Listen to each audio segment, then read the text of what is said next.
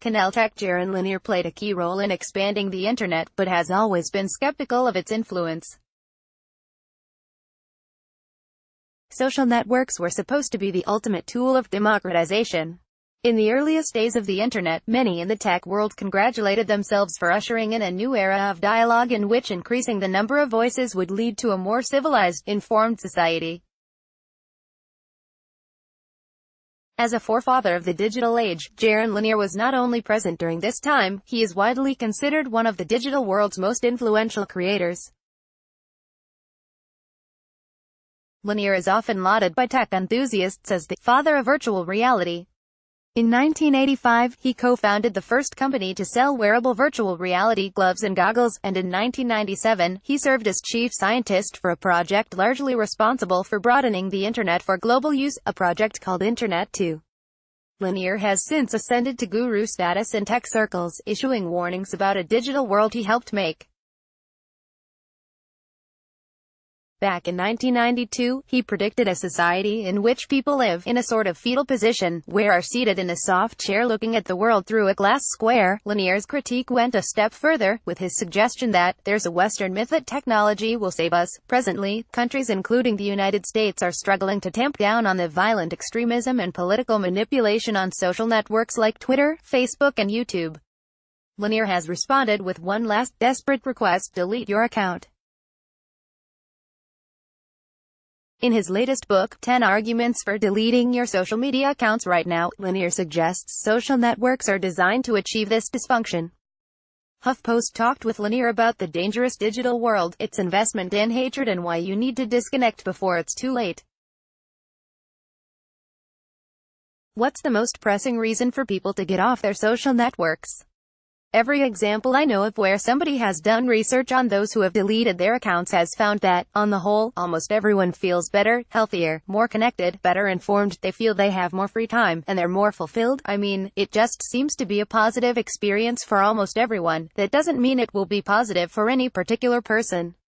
I think it's really urgent that, since a lot of people have grown up in a system that was really designed to benefit a few people at the tops of a few companies, they should question whether this thing, which is so important in their lives, is really serving them or not. This is just like those other examples in the past where you have a mass addiction with a commercial interest behind it. The difference, in this case, is that the side effect is to disconnect humanity from reality.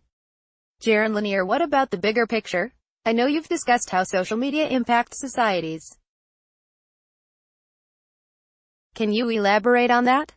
The great danger of the current system is that it creates a mass addiction, and we've had mass addictions in the past that were connected to commercial interests. It used to be that people smoked everywhere and everyone was addicted to cigarettes, thought they were cool, so it was impossible to have a conversation about doing away with them. And then finally, there were enough people who weren't addicted for us to have a conversation, and we realized, hey, this is stupid, we should at least not have cigarettes in public places, and it really helped the world. We had a similar thing with drunk drivers. We've had some issues with gambling that are actually, technically, more similar to social media addiction. So in a sense, this is just like those other examples in the past where you have a mass addiction with a commercial interest behind it. The difference, in this case, is that the side effect is to disconnect humanity from reality. Is it sobering for you to see that some of your concerns about the dangers of social media are materializing in devastating ways? The thing is, there have been a lot of excellent warnings.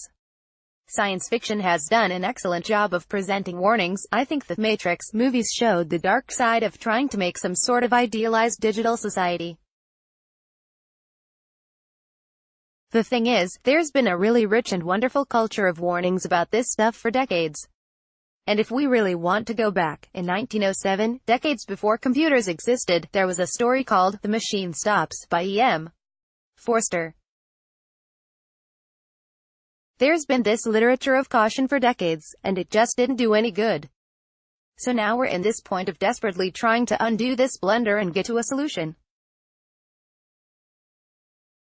It's disheartening that the warnings didn't do any good, but that's what happened. Essentially, what happens is Facebook is this machine that takes good intentions and turns them into ugly, horrible social events. Jaron Lanier: why weren't tech developers more considerate of the negative impacts of their creation? In the 80s and 90s, there was a very intense utopian feeling in the tech world, and if you didn't buy into it, you were socially outcast. It was very, very difficult. There were periods when I started to buy into it because I just couldn't take the social pressure, but for the most part, I did try to resist it and I lost a lot of friends. I was really heartbroken. And the thing is, the people who are in the utopian mindset, who are often very cool and very popular, it's kind of tragic. How do you go about convincing people that the internet and social media are worth saving when some of their experiences online are so awful? That's a hard question, honestly. I'm still a believer that the internet and this project of connected media can turn out well. It might be the thing that destroys us. It might be the thing that makes us so crazy that we can't deal with the climate and just go extinct, and in 50 million years some smart octopus comes along and tries again. Laughs, but I'm not ready to give up yet, you know. I still think we can make this work. There were times when the internet was pretty sweet and nice. Does that golden era predate social media? Well, I don't know that there was ever a golden era. Social media has never really had a chance to be good. There's no proof that you can have some globally scaled thing like that remains pleasant, but I don't think we have any disproof. I think it's still an open question.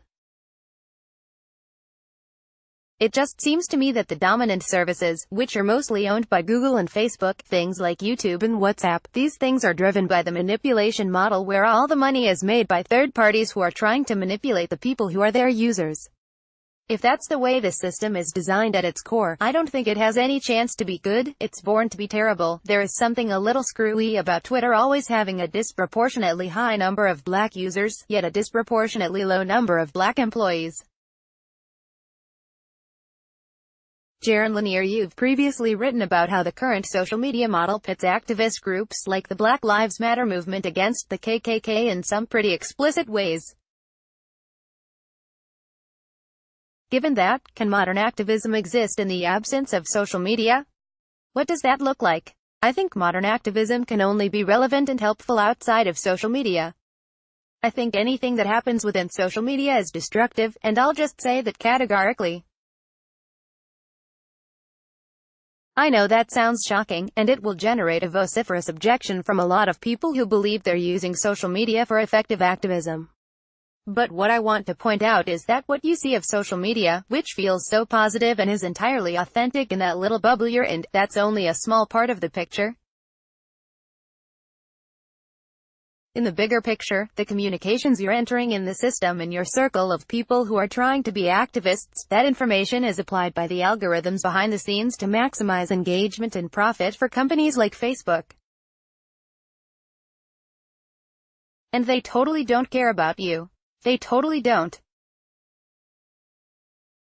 So the question is, if you've input all of this, how can they get the most money out of it? In what ways are social media companies profiting from these activist groups? The types of emotions that can be most easily raised online are negative ones: fear, anger, paranoia, social anxiety, jealousy, these kinds of things.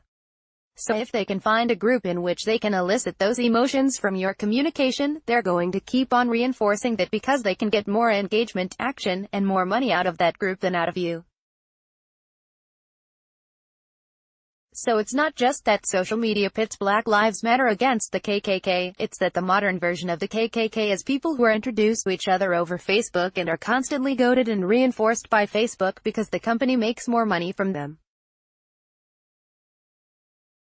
Essentially, what happens is Facebook is this machine that takes good intentions and turns them into ugly, horrible social events, so there's no way to use a platform like Facebook for social activism, without it being horribly counterproductive in the end. Over the last few years, we've observed a public discussion about diversity in tech. It seems diversity of all sorts would upset the current model, which you suggest favors bullies and the privileged. We like to believe resistance to diversity is about bias, but I'm wondering if it's about maintaining the systems you've discussed. There is something a little screwy about Twitter always having a disproportionately high number